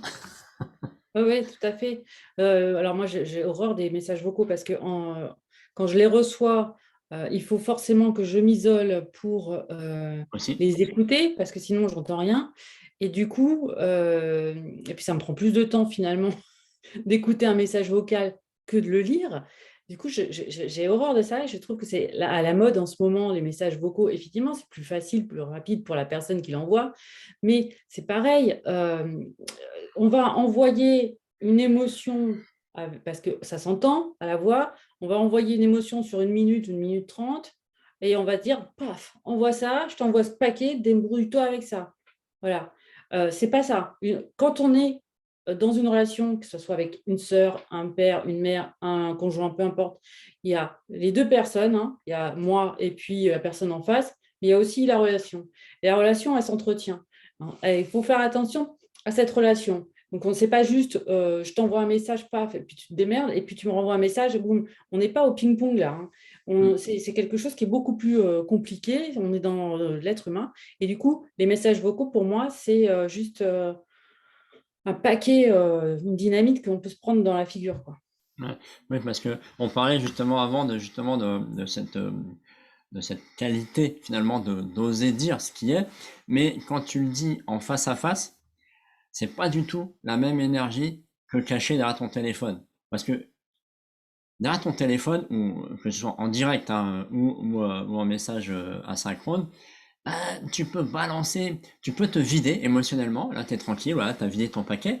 Mais alors l'autre, il va se prendre une baffe et toi, tu vas le sentir revenir, quoi. Mm, Ça, j'ai déjà vu ça, même dans la famille, où finalement c'est plus simple. Bon, attends, je vais reprendre à ce que je t'ai dit. Ouais, j'ai bien compris que tu l'as mal pris. C'est pas ça que je voulais dire. Là, je pense que ça vient souvent ça. C'est pas ça que je voulais dire, tu comprends? Alors après, on essaye d'arrondir les angles, bon voilà, on se noie un peu, mais c'est plus simple de, voilà, soit de prendre le téléphone si on est trop loin, ou soit de dire, bon attends, on en parle ce soir, ou on se prend quelques minutes, là dans l'après-midi, on en discute, et en général, ça va beaucoup mieux. mm. Ouais, ouais, c'est clair. Oui, Ah, oui, ouais. oui, pardon. Oui, Sylvia, un message d'amour, oui, ça peut, mais te trompe pas de destinataire. Pour revenir le fait de dire ses émotions, moi je préconise souvent le schéma de la communication non violente, qui est de dire effectivement là stop, toi ce que tu viens de me dire me chagrine, ça me fait de la peine, etc. Or moi j'ai besoin d'être moins stressée, j'ai besoin de douceur en ce moment, etc. Donc, j'attends de toi que tu fasses telle ou telle chose ou que tu me dises plutôt telle ou telle chose. Mm. Et dire aussi ce qu'on attend de l'autre, parce que l'autre n'est pas dans notre tête, encore une fois. Il ne peut pas deviner ce Ça, qu'on attend. ça me fait. Je sais pas si tu l'as déjà vu parmi tes clientes, mais je l'ai vu plusieurs fois. Euh, une femme qui te dit ouais, mais tu comprends, moi, mon mari, il m'offre jamais de cadeaux, il m'offre plus de fleurs, etc. Et la question qui me vient à chaque fois, est-ce que tu lui en as parlé? Est-ce que tu lui as dit? Bah non, tu comprends, ça fait 20 ans qu'on est mariés, il devrait savoir. Mais non, Voilà, non, on n'est pas dans la tête de l'autre. voilà. Et c'est ça, mais ça c'est pareil au boulot, hein. Ouais, ouais. Moi j'ai déjà vu cas, ouais mais sur le projet il aurait dû savoir que machin. Il l'a peut-être oublié. Tu lui as dit? Oh bah non, il devrait savoir. Ah bah oui, mais là, t'es un peu en tort, hein. Voilà. Alors, le pire, c'est je lui ai fait savoir. Ah oui. Et comment tu lui Je as lui fait ai fait savoir. savoir? Non, mais tu lui dis. Mais, Parce que alors, je ne ouais. sais pas comment ça va être interprété, faire savoir, quoi. Là, c'est vraiment là, on dévie un peu, mais c'est vraiment la communication entre les hommes et les femmes. J'ai fait il y a quelques années un séminaire d'une semaine et il y avait cette approche sur et c'était on s'est amusé c'était et en fait et s'il faut savoir et c'est même moi je le vis dans mon couple c'est si tu dis à ton mari ouais il y a une ampoule à changer ok l'ampoule tu vas attendre longtemps non il faut lui dire hé chérie tu vois l'ampoule là ça serait bien que tu prennes le tabouret là et que tu ailles la changer. J'exagère mais Et puis, l'homme au l'homme a week-end, hein. besoin l'homme a besoin de détails parce que je D'accord. lui dis ouais il y a une ampoule à changer ah bon. Mais ça se trouve, ça fait une semaine qu'il a plus d'ampoule dans le couloir et il l'a même pas vu. Moi, je le vois pas des fois. Il faut qu'Alex elle me dise ah il y a ce truc là ou il y a ce truc là. Bon après on fait plus l'habitude, mais et c'est ça et des fois c'est impressionnant, c'est que les colères, enfin les colères, les disputes par là-dessus parce que on n'échange pas et parce que on reste pour raccrocher au sujet du live, on reste dans cette peur de ouais mais qu'est-ce qu'il va dire si je lui dis il va dire que je l'ennuie que je le prends pour un con. Ah non, tu dis-lui ton besoin. T'as besoin de ça, t'as besoin que de temps en temps il t'offre des Oui. fleurs, t'as besoin que Et c'est parce que les femmes ne demandent pas d'aide. Donc, elle va plutôt te dire l'ampoule est à changer plutôt que est-ce que tu pourrais, s'il te plaît, changer les poules ce week-end parce que sinon, elle demande de l'aide. Or, c'est ce qu'on disait au début, la femme ne veut pas demander d'aide pour ne pas être en porte-à-faux, être critiquée. Elle n'est pas capable de gérer la maison, elle n'est pas capable de s'occuper des gamins, elle n'est pas capable de faire à manger, elle n'est pas capable d'être autonome, etc., etc. Donc, la femme ne va pas demander d'aide. C'est pour ça qu'elle va te dire l'ampoule est à changer. mm. C'est une grosse généralité, hein. Moi, j'aime pas les Oui, généralités. oui, oui, oui, c'était vraiment pour le ouais donc vraiment, cette peur du regard de l'autre est vraiment très invasive et très intrusive. Je trouve surtout sur un monde où on est beaucoup dans la comparaison. Et c'est vrai que Ah ça oui. commence déjà dès l'école, où Mm. on met des notes, où on essaye de dire, ouais, tu sais, à un moment donné, en quatrième, ouais ça, ma première année de quatrième, je crois que c'était celle-là, ah non, c'était la troisième. Enfin, peu importe. Dans ces zones-là, j'étais tellement bon à l'école que la prof principale avait ce don, ce don impressionnant de réconforter l'élève que j'étais en me disant ah Monsieur Ronez, 34e sur 33, toujours fidèle à lui-même. Ça fait plaisir. Et donc c'est pareil, on rentre dans un processus. Donc moi qui étais déjà pas très sûr de moi, qui avait pas confiance en moi, qui savait pas m'affirmer, qui me prenait un peu pour une brêle, ah bah là je peux te dire que en plus là c'est une figure d'autorité, donc c'était sûr à 100% que j'étais ce qu'elle disait. Voilà, mais tu as de Merci, la chance merci de pas Madame la avoir, directrice. t'as de la chance de pas avoir fini sur les trottoirs, hein. Ouais, ça aurait pu. Heureusement, j'avais des parents qui étaient là, mais c'est vrai que bon.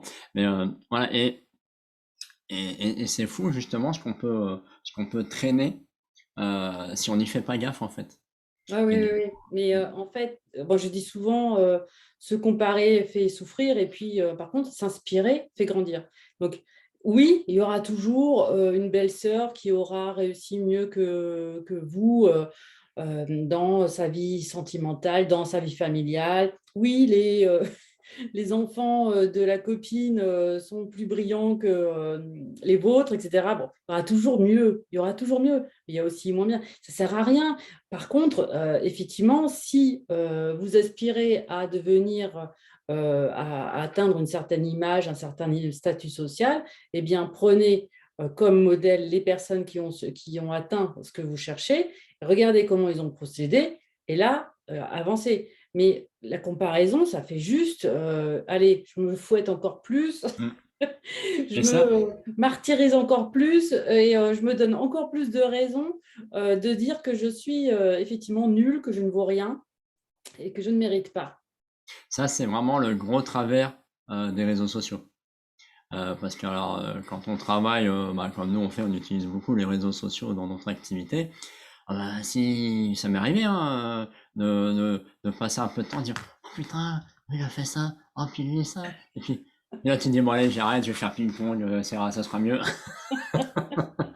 Alors qu'en fait, c'est euh, on avance avec nos capacités, avec c'est sûr qu'un des fois tu vas te comparer avec quelqu'un qui a le même âge que toi, vous allez faire à peu près le même parcours, sauf qu'il y en a un, elle avait une famille qui l'a poussé, qui l'a encouragé, et l'autre une famille qui lui disait ouais t'es une brêle, de toute façon t'arriveras à rien dans ta vie. Ça veut pas dire qu'il n'y arrivera pas, mais ça va être un peu comme la fusée, il va falloir qu'il mette un grand paquet au départ. Et donc, bah, vous allez peut-être arriver à la même chose, mais il y en a un qui va faire beaucoup plus d'efforts, ou bah, il va s'élancer beaucoup plus loin que toi. Et alors? Et Alors, c'est, c'est pas non plus systématique dans ce sens-là, c'est-à-dire que même si tu as un environnement extrêmement boostant, oui, bienveillant, qui t'accompagne, qui t'encourage, etc., tu peux très bien ne pas aller là où tu devais aller. Et contrairement à ça, et c'est ce oui, qu'on tu peux appelle aller la dans la résilience. facilité, mais j'ai pris bon cet exemple-là effectivement, Ouais, mais ouais. ouais. Mais tu as ce qu'on appelle la résilience, effectivement, quelqu'un qui part d'un environnement pas du tout bienveillant va avoir cette capacité à sortir de cet environnement-là et de faire en sorte de décupler une énergie phénoménale pour pouvoir atteindre le but qui s'était fixé. Donc, ça dépend vraiment des ressources internes de chacun. Il y a l'environnement, hein. Et c'est ça aussi, hein. Le regard de l'autre, il est là, mais il n'y a pas que le regard de l'autre. Il y a surtout le regard de soi sur soi qui est important. Et il ne faut pas faire en sorte d'ignorer le regard des autres parce qu'il est là et qu'on en a besoin. Mais si on n'accorde que de l'importance à ce regard des autres, eh bien, on ne va pas pouvoir avancer. Par contre, il faut vraiment commencer à se regarder soi, dire est-ce que c'est ça que je veux comme vie? Est-ce que c'est ma vie? Est-ce que j'ai le contrôle de ma vie? Est-ce que je m'aime? Est-ce que j'aime l'image que je donne, que j'ai de moi? Est-ce que j'ai confiance en moi, etc. C'est ça qui est important. Hmm. J'ai écouté justement une conférence ce matin là que euh, j'avais un peu mis de côté, qui est une conférence avec Serge Marquis, qui est Mm. un conférencier québécois, et il partageait sa vision du moment présent. Et j'ai bien aimé ce qu'il disait, c'est que pour lui, le moment présent, euh, c'est vraiment le moment d'observation de toi. C'est-à-dire, est-ce que là, t'es parti en vrille dans tout ce qui va pas chez toi? Est-ce que tu es parti dans le futur de tout ce qui pourrait et qui se passera jamais? Ou est-ce que tu es vraiment là? Et c'est vraiment ça aussi d'avoir cette capacité de dire, attends, est-ce que je suis dans mon vrai là maintenant tout de suite? Euh, Parce que c'est vrai que c'est ce que je disais cette semaine à une cliente là, où elle me faisait part comment dire, de bonnes choses qui arrivaient là dans une opportunité possible où il y avait tout plein d'abondance et elle n'est pas habituée.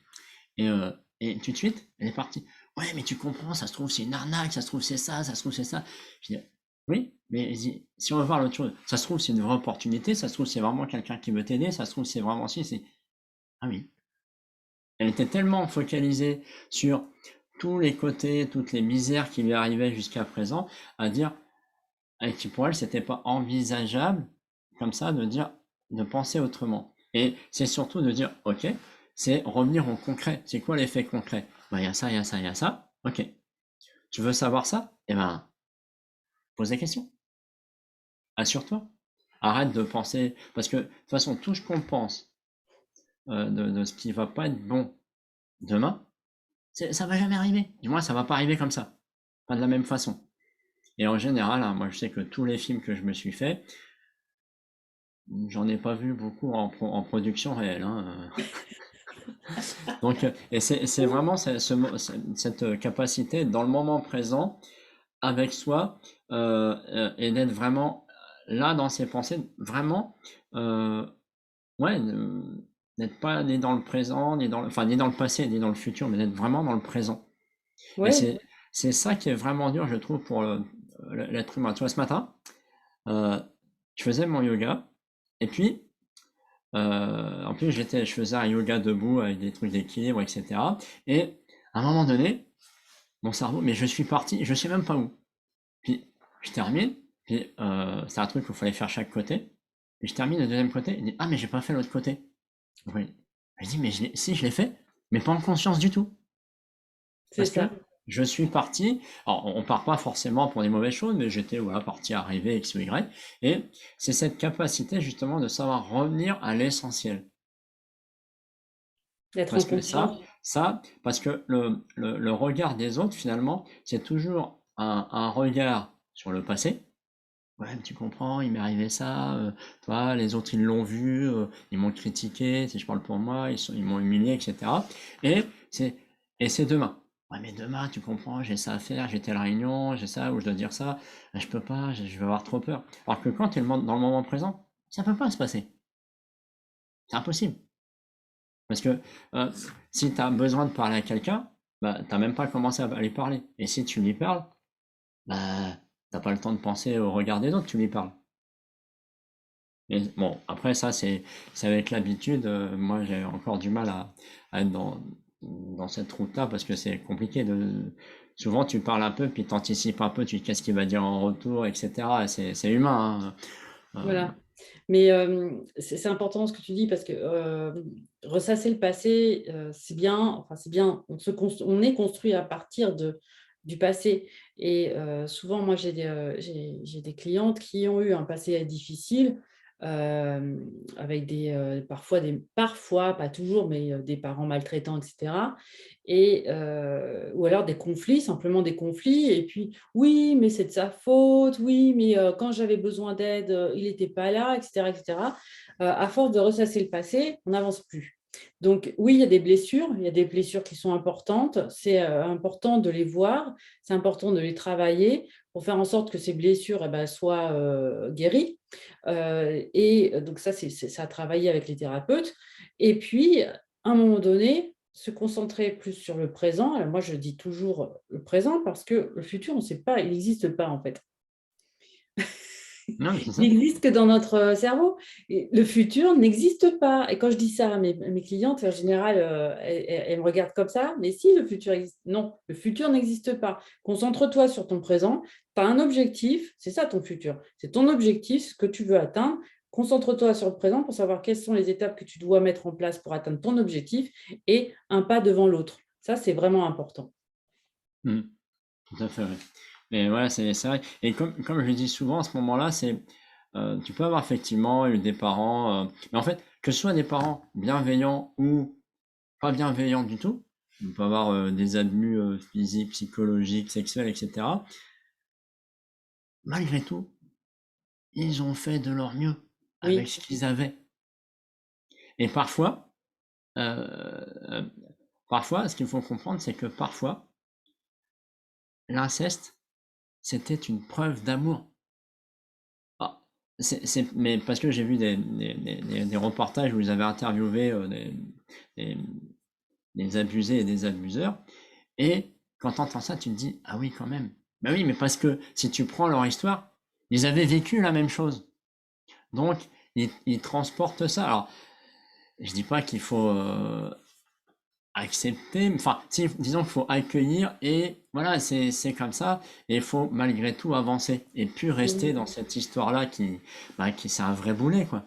Faut traîner cette histoire-là, il faut rentrer, donc on en parlait à l'instant, plutôt de faire un travail de résilience pour pouvoir, pour certains, s'en servir comme tremplin.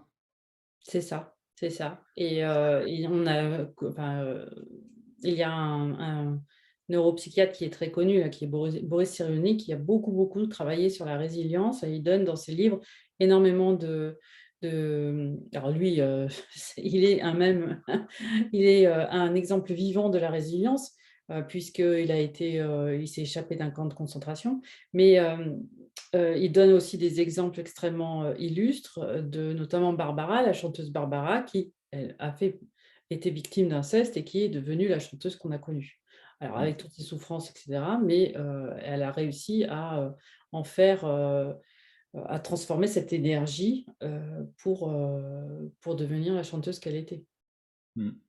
Mais là, voilà, c'est euh, euh, c'est aussi au travers de toutes nos histoires, je trouve, c'est justement de dépasser cette peur du regard des autres, pour revenir sur le sujet, justement pour aller demander de l'aide. Parce que souvent, on a honte.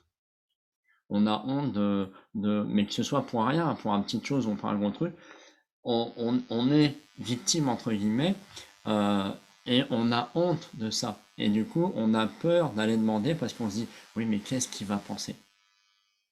Justement, s'il va penser, c'est pas la bonne personne. Mm.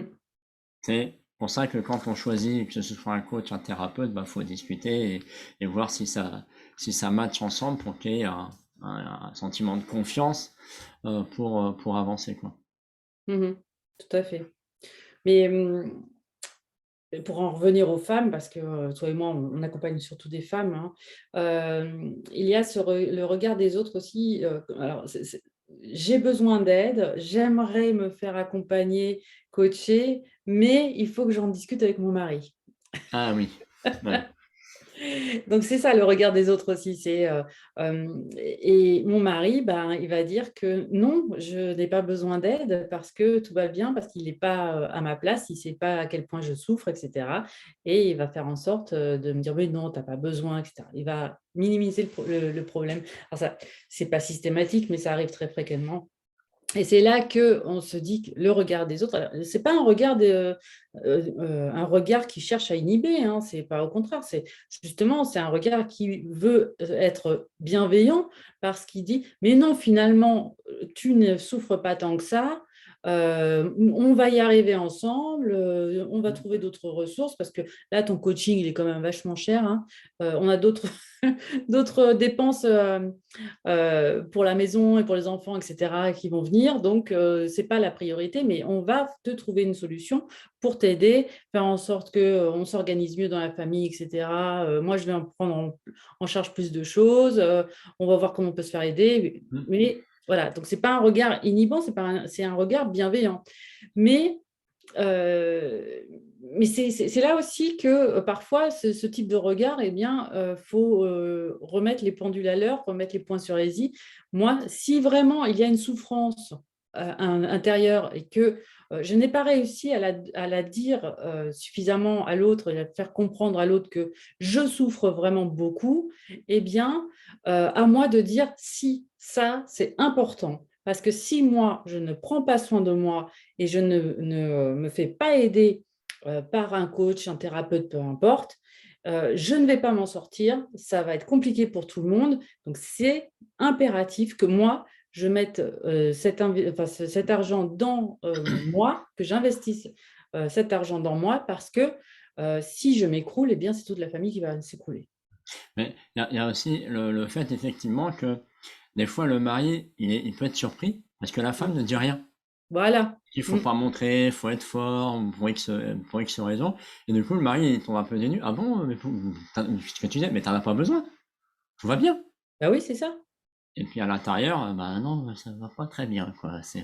J'aimerais bien. Et donc, du coup, et c'est là on remet son pouvoir à l'autre, en fait. Oui. Ce sont des trucs qui sont ultra personnels. Et c'est dommage parce que des fois, ça peut casser un couple si vraiment ça va loin, quoi. Et pourquoi tu remets le pouvoir à l'autre? C'est parce que tu as un manque d'estime de toi. Voilà. Voilà, c'est C'est ça. la boucle est bouclée. Voilà. Et puis, je dirais, l'estime de soi. Pour moi, après, c'est vraiment le point de démarrage vers la confiance. Et on n'en a pas parlé, mais bon, je vois l'heure qui passe, on va passer toute la nuit quand même. Mais, bon, même si le sujet est passionnant. Mais après, du coup, une fois que tu acquiers cette confiance, donc là, l'estime de soi, c'est le travail vers l'intérieur. Et pour moi, la confiance en soi, c'est le travail vers l'extérieur. C'est-à-dire qu'on va faire des actions qui vont démontrer que, ah oui, je sais faire, ah, je sais dire, ah, je sais dire non, ah, je sais faire ci. Et donc là, on va gagner en confiance par chacun ses marches, on va choisir la hauteur de ses marches pour après, ce que j'appelle derrière, moi, l'affirmation de soi. C'est-à-dire qu'une fois que tu as confiance, bah, ça veut dire que dans les domaines où tu as travaillé, puis c'est pas forcément global, bah, je peux m'affirmer. Parce que au boulot, bah voilà, c'est bon, je sais dire non, je sais choisir mes projets, je sais choisir mes collègues, je sais, voilà, je sais m'imposer dans le bon sens du terme. Voilà. Et ça, c'est vraiment, je pense, euh, important ouais, de, de savoir s'aimer. C'est vraiment Oui, le oui, point de oui, départ c'est le point de de départ, c'est l'ensemble. le point de départ, parce que la confiance, en fait, elle vient après, puisque la confiance, c'est est-ce que je suis en capacité de réagir correctement, quelle que soit la situation, et surtout dans des situations inconnues. C'est ça la confiance. Alors, quand on est dans une situation connue et qu'on répète tout le temps les mêmes choses, eh ben, on aura confiance forcément, mais on doute de sa confiance quand on se retrouve dans un environnement complètement inconnu, nouveau, etc. Par exemple, quand on change de boulot, quand on change d'entreprise, enfin, plein de choses comme ça. Donc, du coup, euh, cette confiance, eh bien, ouais, c'est ce que tu disais, elle se construit pas à pas. Il ne faut pas non plus avoir l'intention de gravir des montagnes comme ça du jour au lendemain. On met un pied devant l'autre, on se lance des petits défis du quotidien, pas des gros trucs. On ne va pas faire du saut à l'élastique si on a la trouille. On fait juste, on va juste faire un peu de randonnée ou on va dire bonjour à son voisin parce qu'on est timide. Ou C'est alors, ça. tiens, tu t'occupes des entrepreneurs timides et introvertis. Hein. Quand est-ce que certains vont mettre leur photo au lieu de leur logo ou d'une image qui symbolise leur Exactement. activité? Hein. Ça, c'est une bonne Ça, question. oui, ça, c'est la question qui tue, ça, souvent. C'est la question qui tue. Alors voilà, ça c'est un défi. C'est un défi pour les coachs qui nous écoutent et qui se cachent derrière un logo ou une photo. Eh bien, vous mettez une photo de vous, même si ce n'est pas une photo à haute définition, même si ce n'est pas la photo du siècle. Mettez une photo de votre tête parce que vos clients ont besoin de Après, savoir qui vous êtes. c'est comme on se l'est déjà dit, moi, je préfère parler à une personne qu'à un joli lotus. C'est ça. Ok. Bah écoute, Valérie, je pense qu'on pourrait encore discuter longtemps Oui, sur il y a ce beaucoup à sujet-là. dire. Ouais. Je te propose que pour ce soir, on On passe s'arrête. Hein. à la synthèse, à la conclusion.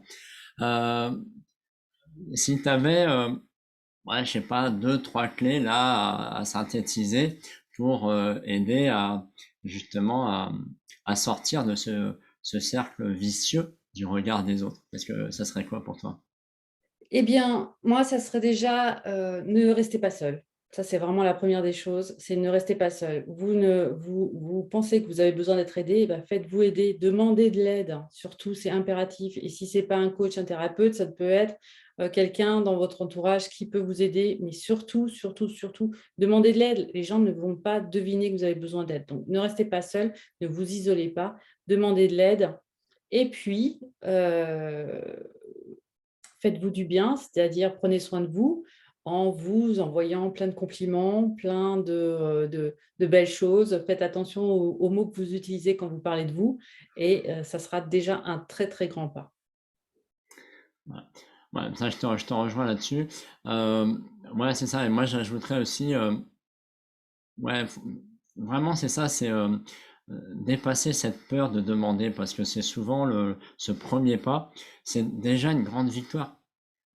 Si vous avez vraiment de peur de demander, bah, le fait de contacter Valérie ou peu importe qui, mais voilà, c'est prenez soin de vous, comme tu l'as si bien dit, il y en a plein, il y en a plein qu'on, alors, exceptionnellement, je vais rentrer dans la comparaison, mais c'est la bonne comparaison, il y en a plein qui ont traversé des histoires, qu'elles soient, alors, les histoires ne sont pas plus grandes ou plus petites que les autres, mais chacune il y en a plein qui ont déjà dépassé leurs histoires, qui pour vous sont peut-être des histoires improbables, des histoires, euh, comment dire, désastreuses pour vous, mais ils les ont dépassées. Et donc, s'il y en a qui l'ont fait, il n'y a pas de raison que vous ne puissiez pas le faire.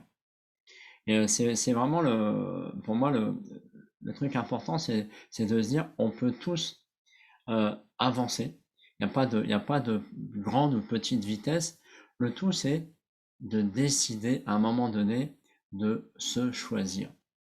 Et je dirais là-dessus, c'est oser être la personne, et là je m'adresse beaucoup aux femmes, aux mamans, oser être la personne la plus importante au monde, au-delà de vos enfants, au-delà du chien, du chat, du poisson rouge, du mari, de la famille. Parce qu'avant tout, vous êtes des femmes et vous êtes des hommes. Et c'est vraiment pour moi le truc important, parce que si vous prenez pas soin de vous, comment vous allez faire pour prendre soin de vos enfants si vous êtes malade, si vous êtes en burn-out parce que vous n'êtes pas écouté? C'est trop tard. Enfin, dans cette situation-là, c'est trop tard. Après, il y aura un travail à faire pour en sortir, qui sera d'autant plus dur. Donc, évitez le burn-out, agissez. Voilà. Comme dirait l'autre, la peur du regard des autres ne passera pas. Oui, c'est la peur qui passera pas. Voilà, c'est ça. Bon, ben Super. voilà. Merci Valérie. Merci à Super toi. échange. Bah écoutez, on va vous laisser. Je vous dis à bientôt pour un prochain live. J'ai déjà une liste. Au revoir à Sylvia qui nous a suivis, à Louise. J'ai vu Marine aussi. À bientôt sur des prochains lives. Ouais, si Valérie, qu'est-ce que je veux dire? Je sais plus. Je veux dire un truc, mais j'ai oublié. Voilà. Je vous dis à bientôt. Prenez soin de vous et bonne nuit pour ce soir. Allez.